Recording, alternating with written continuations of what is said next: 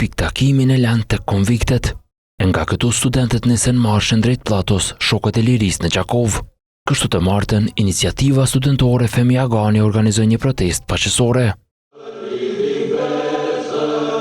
Krejt kjo sipas tyre kundër padrejtësive që po ndodhin me gjyqin ndaj katëshës së UÇK-s që ndodhen për gjykim në Hag. Organizatorët thonë se studentët e Gjakovës nuk do të ndalen me kaq.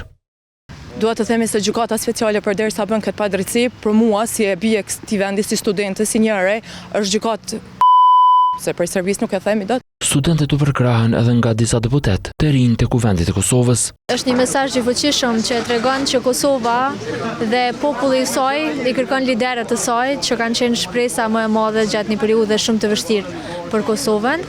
Në këtë protestë u panë edhe ata që dikur ja kthyen pushkën shtetit serb. Pse ka një masë simbolike, po domethënë rëndësinë e vet, domethënë vet qëllimin e vet e kanë pas shumë të qartë, edhe besoj që ky zë do të përcillet edhe më lart deri në vendin ku duhet. Pjesëmarrës në këtë protestë ishin edhe nga shoqata në Gjakov, që merren me dokumentimin e krimeve të luftës në Kosovë.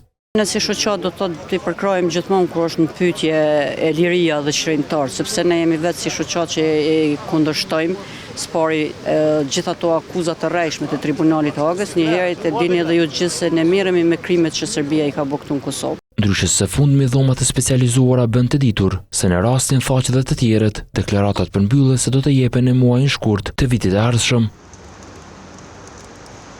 E disa muaj me vonë edhe shpallja e gjykimit.